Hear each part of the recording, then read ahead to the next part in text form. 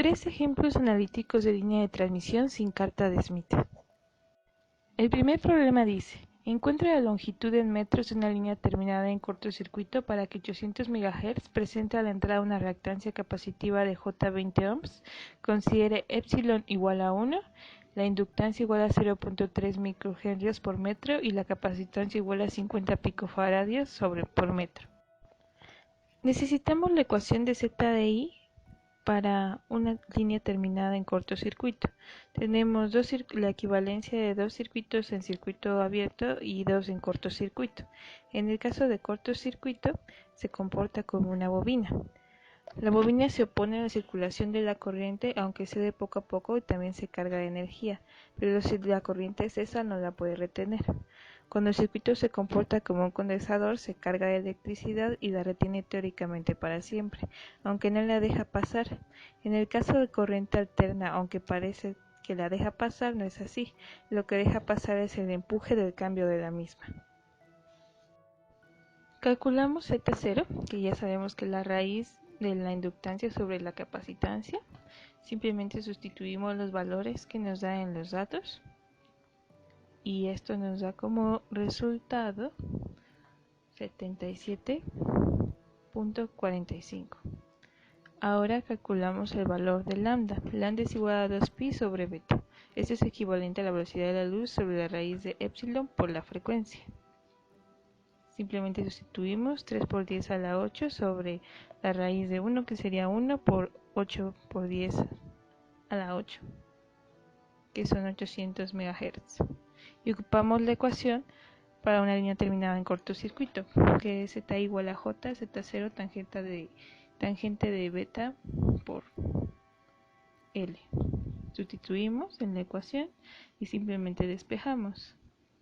Nos queda menos 20 sobre 77.45. Calculamos el inverso de la tangente de ese valor y despejamos lo que resta de la ecuación. Y ya finalmente conseguimos el valor de la longitud en metros de la línea. El siguiente problema dice: grafique la forma de ondas estacionarias de voltaje y corriente para una línea cualquiera sin pérdidas, cuando estas terminan en una resistencia pura mayor que Z0, una resistencia pura menor que Z0, un circuito cerrado y un circuito abierto. Tenemos las ecuaciones de voltaje y corriente de una línea de transmisión. También podemos ver la gráfica que corresponde a una línea terminada en una carga compleja arbitraria. Dado el comportamiento de una línea de transmisión, podemos deducir que ZL es igual a la resistencia en L. Z0 es igual a la resistencia 0. En este caso, el inciso A nos pide que la resistencia L sea mayor a la resistencia 0. Muy bien, para esto tenemos la fórmula del coeficiente de reflexión. ¿Qué pasa cuando tenemos a RR mayor a R0? Como resultado, al sustituir en la ecuación tenemos un real positivo menor a 1. Ahora graficamos. ¿Cómo quedaría la ecuación de voltaje y la ecuación de corriente dadas las condiciones? El ángulo del coeficiente de reflexión es igual a 0 y la función de voltaje es máxima cuando Z es igual a 0. Z igual a 0, esto es decir que se encuentra en la carga, al contrario de la corriente dada por la ecuación que se muestra a continuación, es mínima con Z igual a 0 o en la carga. Y por último, este sería el circuito correspondiente con la resistencia L mayor a la resistencia 0.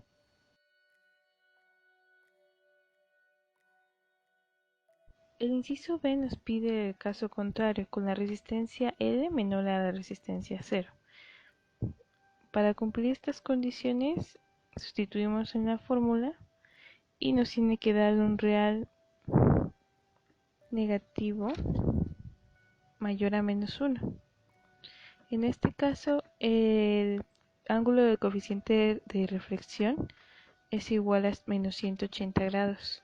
Es la situación contraria a la del inciso A. Esto quiere decir que la carga tiene corriente máxima y voltaje mínimo, como se muestra en la gráfica. Tiene corriente máxima y voltaje mínimo en la carga. Y el circuito equivalente. El inciso C nos pide que ZL sea igual a 0, esto equivale a un circuito cerrado. En este caso el coeficiente de reflexión es -1 y el ángulo 180 grados.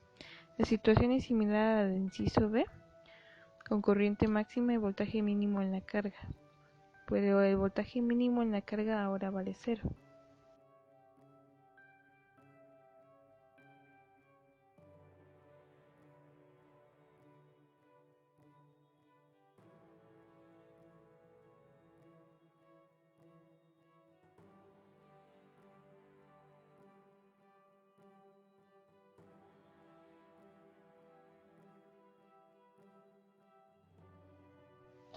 Y por último el inciso D nos pide que ZL tiende a infinito. Esto equivale a un circuito abierto. En este caso el coeficiente de reflexión es igual a 1 con ángulo 0, real positivo. Se tiene algo parecido al inciso A con voltaje máximo y corriente mínima en la carga, pero esta corriente mínima vale 0.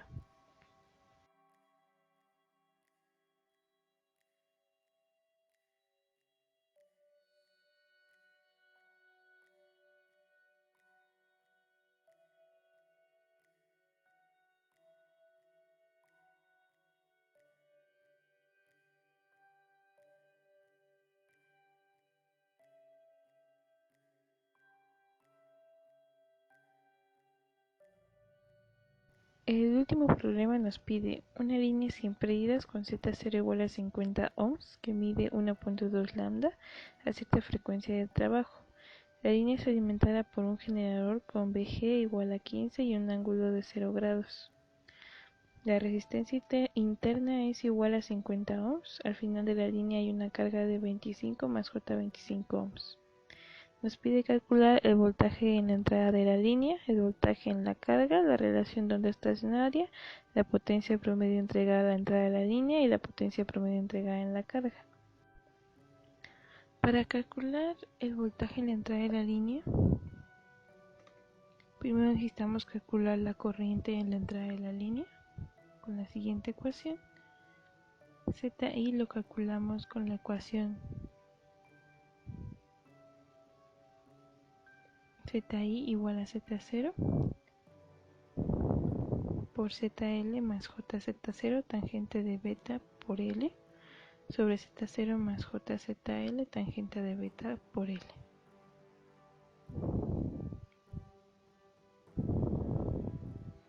Sustituimos los valores.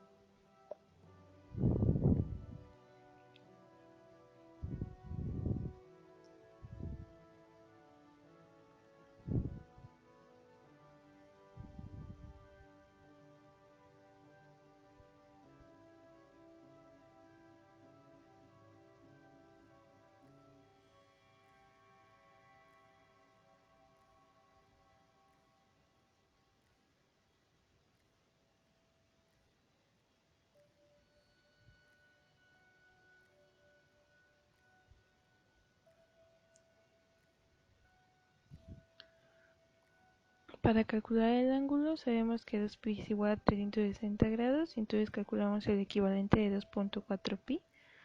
En este caso nos da 432 grados. Le restamos 360, nos da 72 grados. Ya tenemos ZI.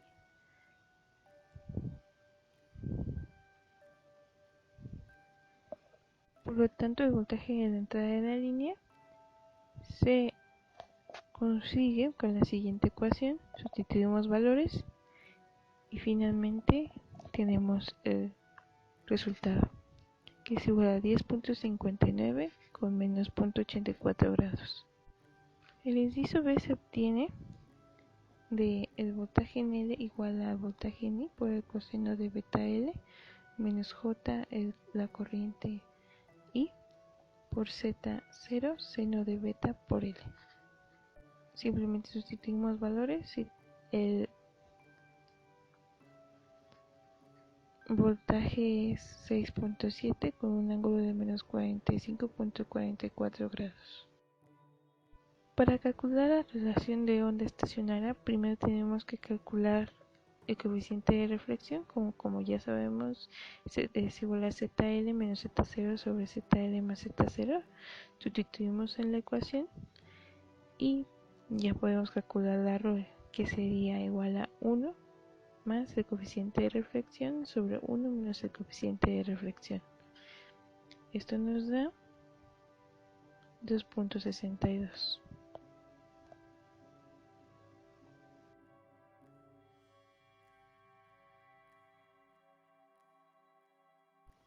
Para calcular la potencia promedio en la entrada de la línea, utilizamos la siguiente ecuación, que sería la potencia de entrada igual al medio del valor real de la potencia del voltaje de entrada por la corriente de entrada.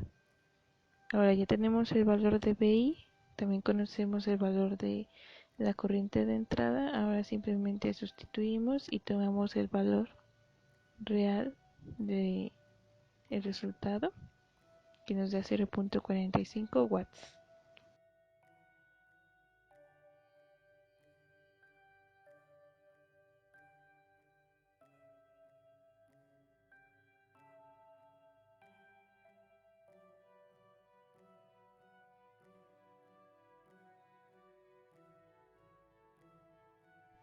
Finalmente, la potencia promedio entregada a la carga es PL igual al medio del valor real del voltaje L por la corriente L.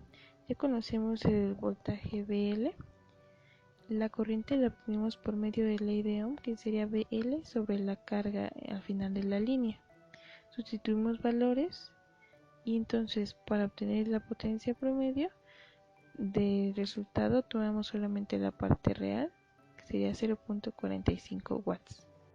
Bueno, espero que el video les haya gustado. Es simplemente un ejemplo, son unos ejemplos express de cómo resolver algunos problemas de líneas de transmisión. No está bien detallado, ya que pues se requiere conocer más a fondo lo que es una línea de transmisión, un circuito y de dónde salen las ecuaciones.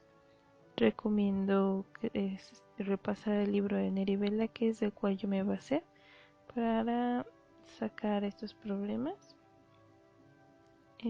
Tal vez más adelante saque algunas explicaciones, pero por ahora es todo. Les envío un abrazo y un beso. Hasta luego, mucha suerte.